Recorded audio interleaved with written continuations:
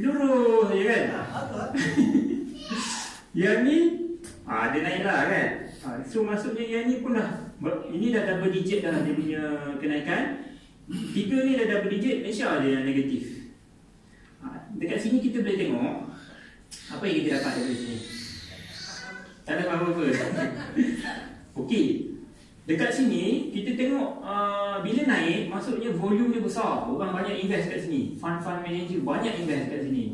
Jadi dekat Malaysia, dia tak nak invest kat Malaysia. Fund manager foreign fund tak invest. Yang invest dekat Malaysia ni mungkin EPF, Tabung Haji, KWSP yang fund manager dekat Malaysia je. Jadi sebab itu kita tengok dia stable.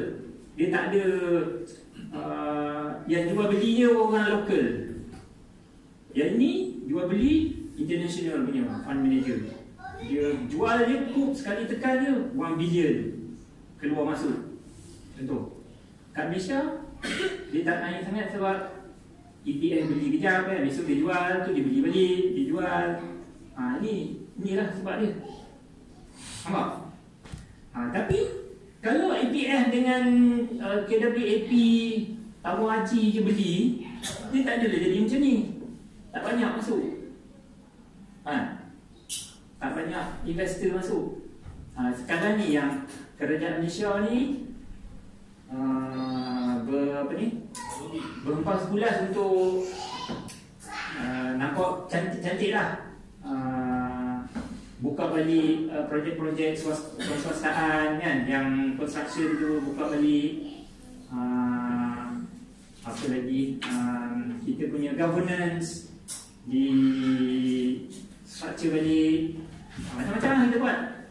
PM maksimum 2 term je. Apa lagi, banyak undang-undang di apa ni, kemas tinggi.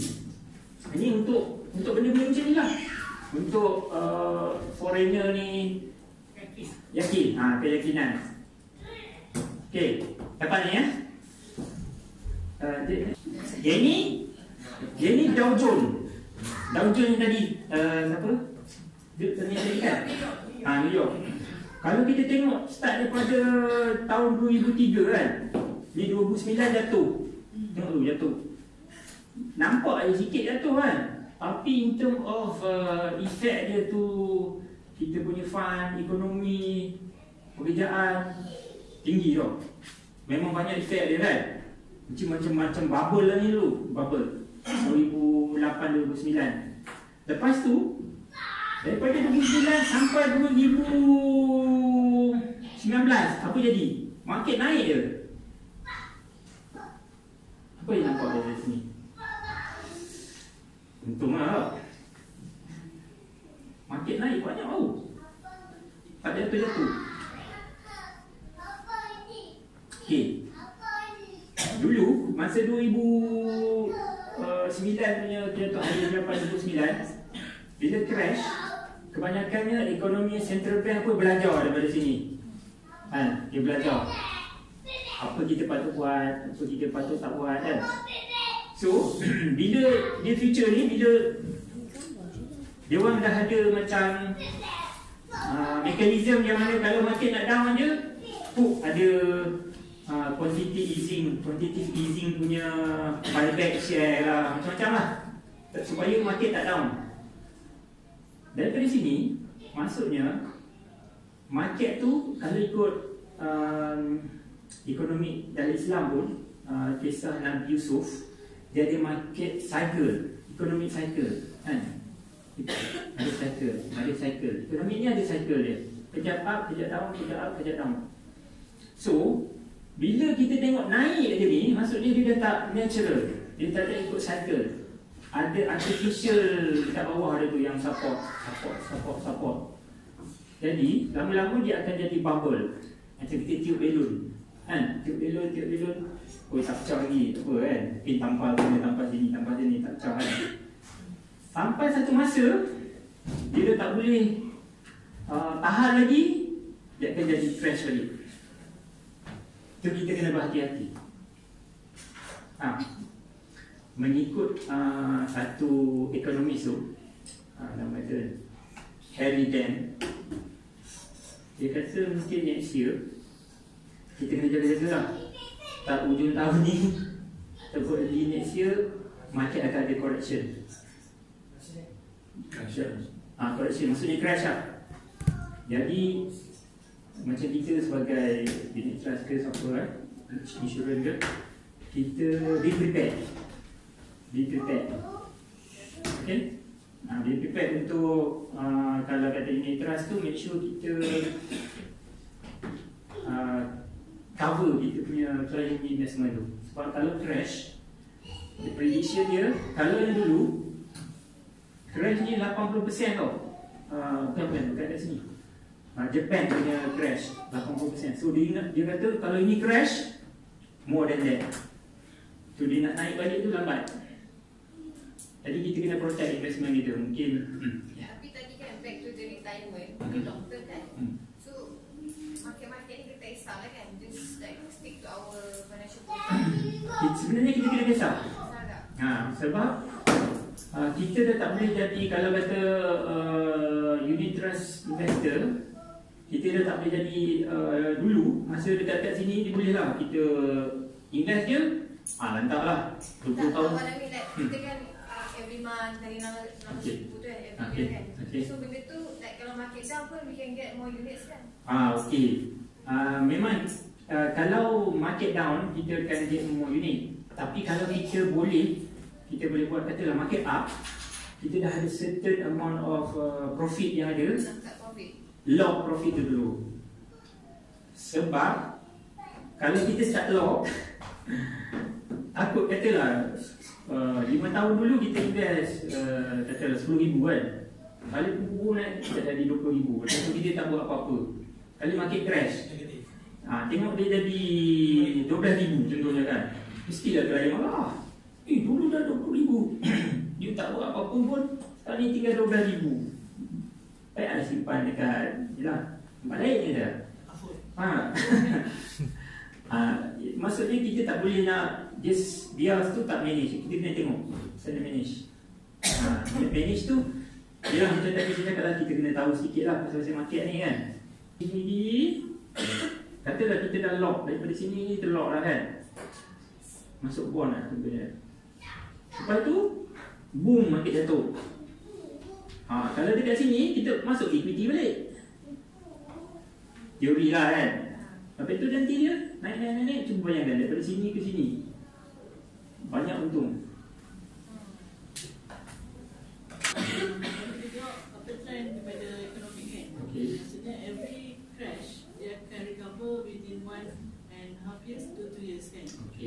So adakah dengan kehadiran Donald Trump ni, dia takkan jadi kepada kita punya trend tu ke macam mana? Sebenarnya dekat world economy ataupun US punya ekonomi ni, kita kena faham tau, sebenarnya dalam tu dah banyak bubble. Bubble ni maksudnya easy money tau, easy cash dekat market. Bila orang ada banyak cash, dia akan buat apa kan? Dia akan beli stok. Bila beli stok price akan naik. Sebab apa? Sebabkan macam central bank sekarang ni sebenarnya dia dah beli stok, dah boleh beli stok sendiri tau. So dia orang dapat cheap money. Bila dia dapat cheap easy money ni, dia tak tahu nak buat apa, nak beli property lambat kan. Sebab ni dia dejam dalam stok. Dalam stok akan naik. Lepas tu last year tax reform dekat US. Corporate tax direndahkan daripada 35% kepada 21%. Tahu tak apa effect tax tu? Corporate ni, bila dulu dia bayar tax 35%. Sekarang ni dia bayar tax 21% ada. Dia ada lebihan duit. Bila dia ada lebihan duit, dia akan buat apa? Dia akan invest, dia panggil satu term buy back share. Dia beli balik share company dia yang outstanding. Apa akan jadi? Bila ada pembeli, share dia akan naik lah. Dan outstanding share dia akan berkurangan sebab dia beli share dia balik. Jadi harga share akan naik. Bila harga share akan naik, dia akan create bubble in the market. Akan create bubble. So bila dia orang ni dah dah dapat certain profit dan dia tinggi apa, dia akan apa? Dia take profit. Bila dia down je dia punya tu, market akan crash. Orang-orang macam hedge fund manager ke, milenial ni, dia kisah ke kat kita making money ke, dia tak kisah kan. Ini kapitalis punya prinsip kan. Jadi aku dapat duit banyak, aku akan jual. Okey, sekarang ni sebenarnya kita kena berjaga-jaga sebab dekat US, kalau tengok property market dia pun dah bubble. Bukan dekat Malaysia ke, sekarang ni dah mula dekat Australia dah start bubble. Maksudnya property dia gila-gila, orang tak mampu nak beli lah. Antara sebab property bubble ni bukan sahaja sebab orang tak ada duit semua. Kadang-kadang melibatkan life cycle, demographic life cycle. Contohnya kalau dekat US dulu baby boomers, dia orang beli property masa dulu kan. Mungkin katalah dia beli property 200,000 dekat San Francisco contohnya kan. Bila dia duduk lama-lama dia meninggal contohnya, ataupun dia nak meninggal, rumah tu kalau daripada 200,000 mungkin dah jadi 2 juta lah ni. Bila dia meninggal contohnya kan, harga 2 juta rumah tu, siapa nak beli rumah tu? Yang generation millennial generation ni kerja pun gaji mungkin kalau kat US mungkin 5,000 je sebulan, mana mampu nak beli 2 juta rumah. Dia takkan beli lagi rumah kat kawasan San Francisco, dia akan duduk tempat yang jauh. Sama dekat Malaysia lah contoh tu kan. Dekat KL ni rumah 400,000, 500,000 kan. Kalau nak beli rumah murah tu dekat Rawang sana kan, Seremban, dekat Bentong kan, jauh kan. Kat Seremban pun mahal lah. Jadi sama dengan kat Malaysia. Jadi demografi ni, bila orang-orang tua dulu tentu rumah kat PJ, sekarang ni satu rumah yang banglo tu mungkin berapa harga dia sini? 2 juta je kan. Okay. Dia punya impact lebih besar daripada 2008 dulu. Sebab masa dulu duit tak banyak sangat dekat market tau. Tapi sekarang ni duit dah terlampau banyak, cheap money. So kalau crash, dia punya impact dah besar. Okay, next. few minutes lagi. Okay. Ada satu fenomena sekarang ni, kalau boleh saya nak share benda ni. Sekejap Fenomena ni dipanggil black window. Black window ni berlaku di mana? Avengers. Macam oh ni. Sekejap lama pula cerita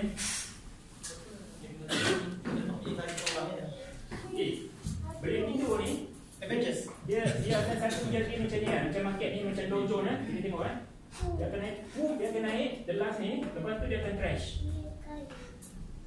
So black window ni start daripada sini dan sini. So ikut analis tu, black window sekarang ni punya pintu dah terbuka. Tahun ni, katalah bulan Mei ni, katalah sampai bulan November, kita tengok market ni dia akan try to push naik gila-gila. Bila macam sekarang ni, bila market naik, semua orang akan masuk dalam market tau. Siapa-siapa lah, driver taxi ke apa akan masuk dalam ni kan. Dia naik lagi sampai satu masa orang tak sedar, dia akan crash. Jadi dia panggil black window. This is the time, kalau kata betul-betul berlaku, opportunity untuk kita buat duit sebenarnya. Di mana kita masuk beli kat sini kan, sampai sini kita lock profit, keluar market, kita tunggu sekejap, dia market crash. Bila market crash, beli. This is the time to make money. Mungkin 10 kali ganda dia retirement fund boleh buat dekat sini. Tapi kita kena tahu dia masa dia. Kena berhati-hati. Next. Last sekali, apa yang saya boleh pesan, bersiap siagalah kita. Itu saja. Terima kasih banyak-banyak.